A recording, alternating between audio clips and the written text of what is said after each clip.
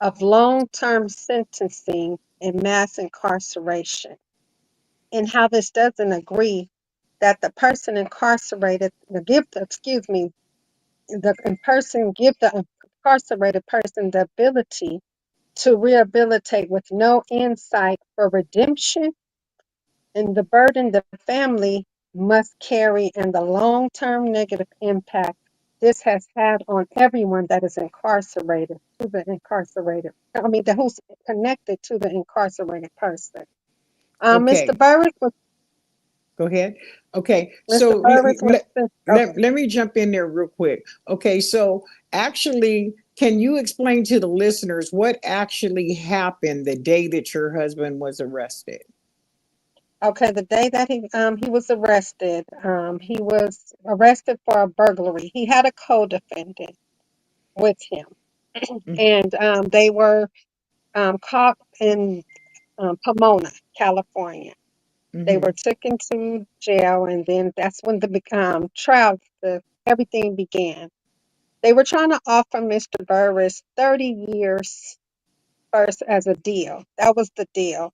The Mm-hmm. co-defendant only 6 years with halftime. Mm-hmm. Now, I never understood that, but Mr. Burris decided to not take the deal and take Mm-hmm. it to jury trial. Okay.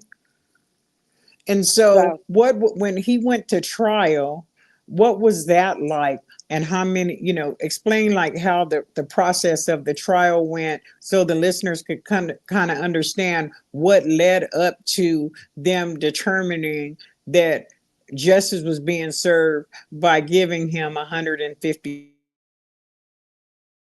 well, they was going that they determined that because of his past convictions that he had. Mind you, Mr. Burris is only 22 years age at that time. He Mm-hmm. had one previous conviction of a assault, but that was he was defending himself, and then he had another burglary.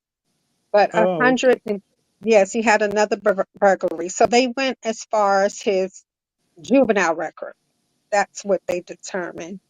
During the trial, there was only one African American, and the rest were of other races. During that was on the jury stand. So we didn't have a public defender. We hired an attorney. Mm-hmm. And she tried, her best, but still, that was the deal that they wanted to offer him. Was first 30 years he didn't want to take that, so he decided if he goes to trial, that it will come with a better deal. But the deal Right. was yes. So Okay. this And so let me ask you this.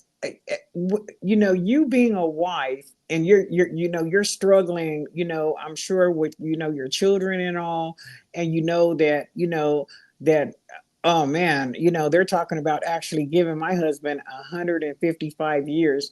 How did that affect you being a wife, just hearing that before it even took place? it affected me. I'm still emotional about it. Excuse me. It affected me. I just so many ways. I just couldn't fathom that this judge wants to give my husband 155 years to life for residential burglary. Now, keep in mind, there was no one that was murdered, kidnapped, none of that. They retrieved all of the merchandise back from the homes that were burglarized. Oh, wow. So, yes, but they was going off as his past record as a juvenile. I mean, he had an assault. He was defending himself. Yeah, he did a previous burglary. But a man's mind is not fully developed till he's 26 years old. So Wow. I've been through trying to appeal with the courts for resentencing. There, no one wants to. They say he's a menace to society. How is he a menace to society? And he's only 22 years of age. Right. So And then he he was gives them, 22 years old when this actually took place. And they yes, and had did he have any priors? he had a You, prior, what was one his prior, priors? One a prior, burglary.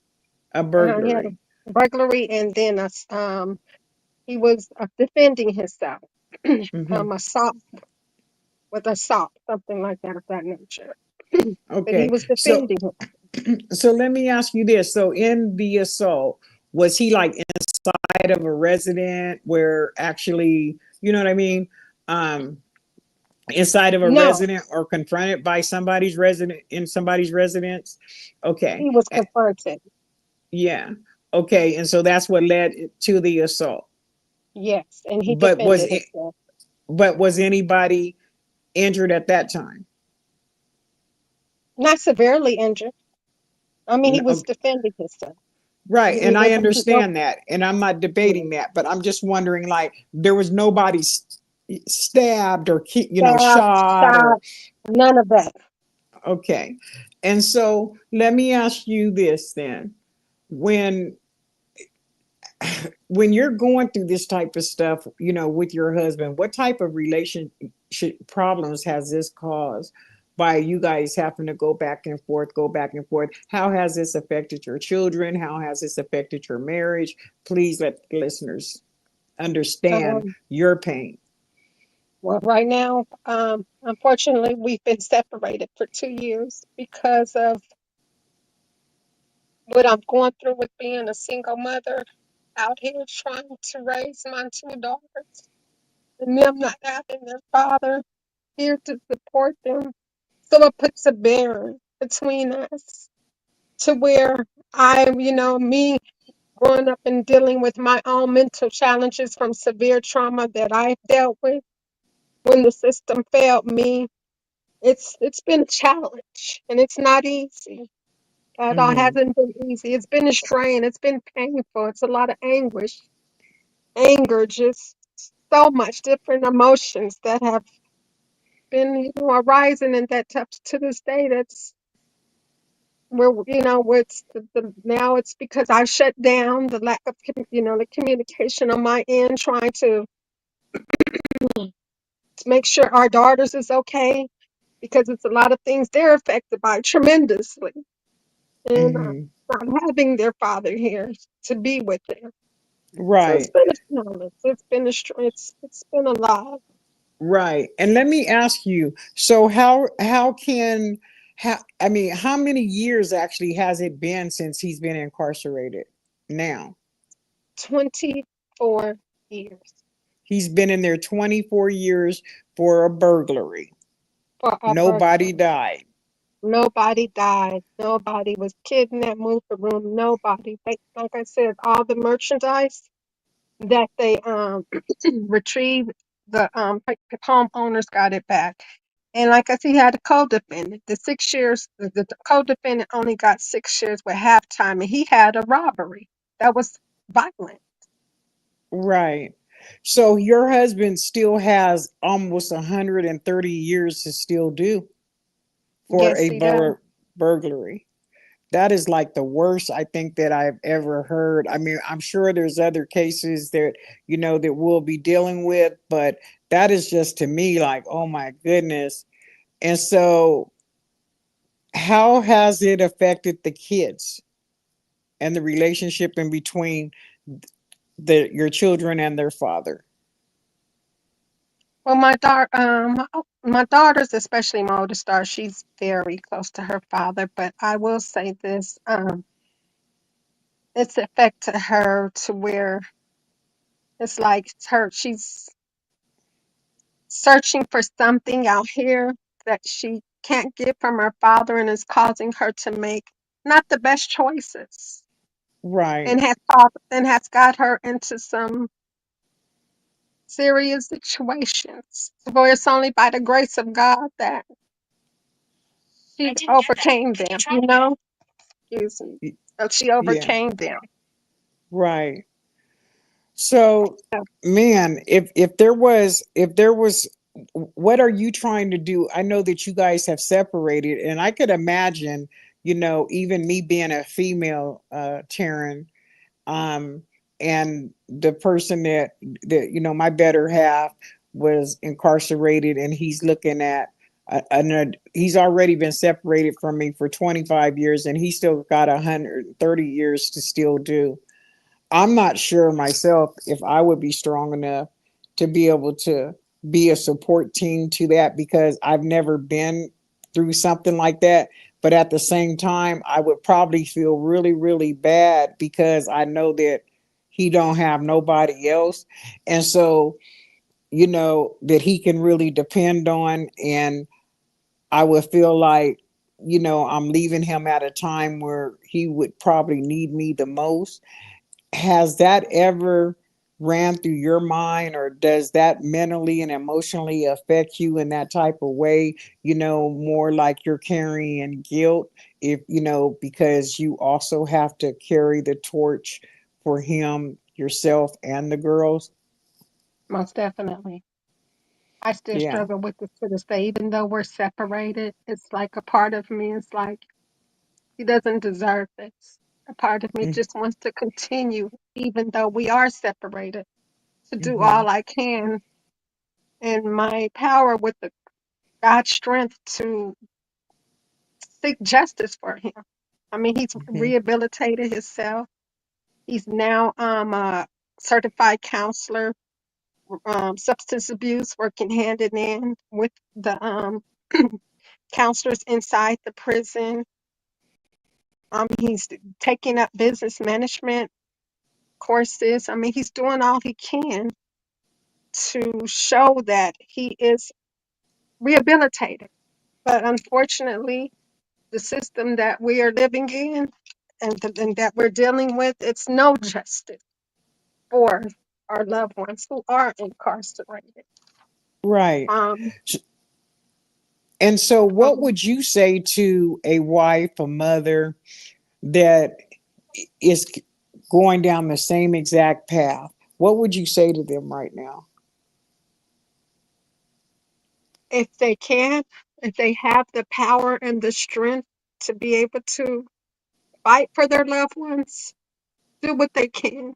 Just separate it's like I said, I have to separate my emotions and my feelings because at the end of the day, my daughters need a father. I see what the effects of what they're going through. Being a single mother, not having their father. And when I say it has emotionally and affected me, I just, words can't explain. It's an everyday struggle, every day. And to see our daughters struggling and hurting because of their father. I went through, my father wasn't there growing up. So I understand it's painful. And the system, the justice system it's like they have this mentality to lock them up and throw away the key mentality. Right. And there has to be some type of middle ground, you know? Yeah. So I just would I say can to feel just, your anger. I can feel your anger. I can feel your pain. You know, I really can. And as I'm listening to you, I feel like we need to have some type of support groups for men, women that are actually um are actually hold on. We're gonna take a pause just for 1 second real quick. Hold on. Let me see. Oh gosh. Hold on. We've got a couple of people that are trying to get in on here right now, you guys. So they're like, we're ready to come on. So hold mhm, on. So I want to make okay, sure that I can get everybody on here. And oh, let's see. Uh, let's see. Nate should be able to come right on. He's trying to Gigi, everybody, whoever's watching, whoever's trying to get on, we want you guys to come on. It's just you guys gotta just bear with us just 1 second. Hold on. Let me see. It's,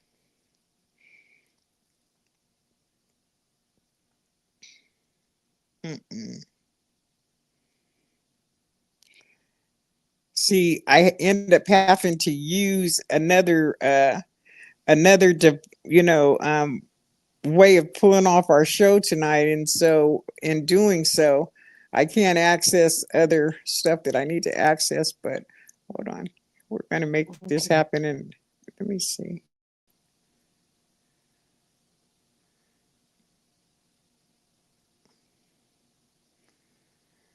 Oof.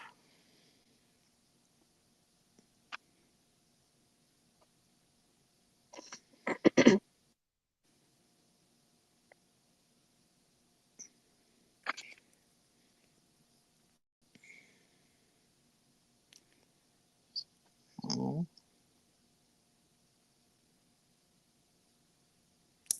this is awful. Taryn, can you do me a favor? Is there? Let me see. A, I'm having trouble right now because they caught me in the middle of the show. There. Let me see. I can't find the link that I actually sent you because it's in my other device. Is there a way that you can send that to Nate? Um, Yes. okay, hold Okay. on. Hold on. Hold on.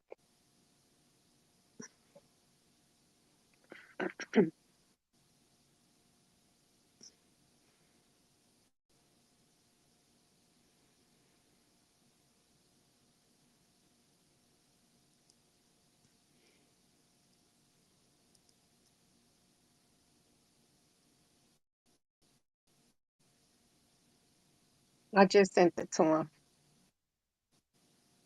Okay, thank you.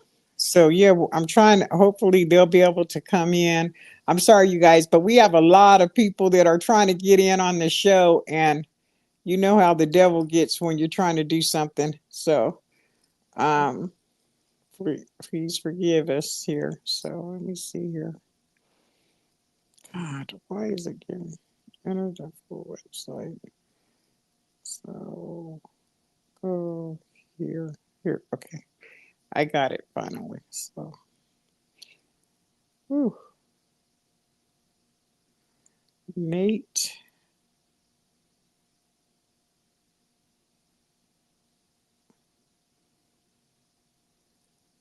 Vandrick. Okay, so hopefully they log on there. And so moving on, you guys, for those of you that are just now tuning in, you're on Faces of Success Radio.com and Faces of Success TV. And we have Taryn, I don't know why I want to keep calling you Taryn Williams on the show with us today. And we are discussing the worst scenario that I've ever heard for anybody being sentenced, that her husband actually is sentenced to 155 years for a burglary. And so we're touching bases on how it has affected her family, how it has affected her children, how it's affecting their relationship, their marriage, and what the future actually holds. And what direction does she plan to actually go in effort to try to make some changes and bring justice to this situation with her husband and family? So moving back to you, Taryn, what steps do you think that if let's just say we had a team of 50 people right now that want to fight for your husband, what do you think that could be done at this point to turn this whole situation around? um, Writing letters to the governor, and Mm-hmm. getting involved with maybe Kim Kardashian, or even going out here protesting, not just for my husband, but for others who are infected by unfairly sentences, unjustice And sentences. do you feel that your husband has been wrongly convicted? Yes, 155 years to life Mm-hmm. off this three-strike law for burglary, and then And it's just that's unfair. yeah, and how did he catch his first strike? How did that come about? if you don't mind us asking, you know, what happened? I mean, you don't have to give me all the details, but what was it based around? Robbery, or you know, what was it based on? Well, I'm going to be honest with you. I don't really know too much. I just know because we weren't together at that time, but I do know that it was for a residential burglary. Okay. Um, yeah. And so, with that being said, out of all the things that you have shared with me this evening and the listeners, it has not been nothing that has been that serious that justifies 155 years. So how do you feel that his attorney actually handled what was going on with his case? Do you think that the attorney that was assigned for him actually gave it the best fight that he could give it, or not at We had all? a private attorney, and I don't think I Do you feel that like racism may have played a part in his sentencing? feel that she could have fought. Just don't believe that justice.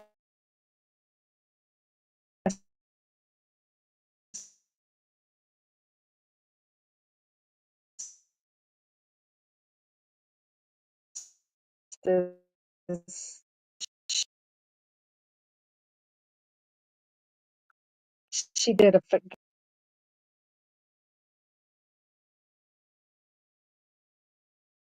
But okay. So anyway, we're gonna carry on. I was waiting on for Nate and those guys to come on too, but they still haven't came on. And I see I'm gonna have to do a lot of editing before we re-put this out again. But um Tara, you just tell me, Taryn, I don't know why I want to keep calling you Tara, but Taryn, you please tell me if you think that you and your husband is going to be able to overcome all of this. Uh-oh, I lost her.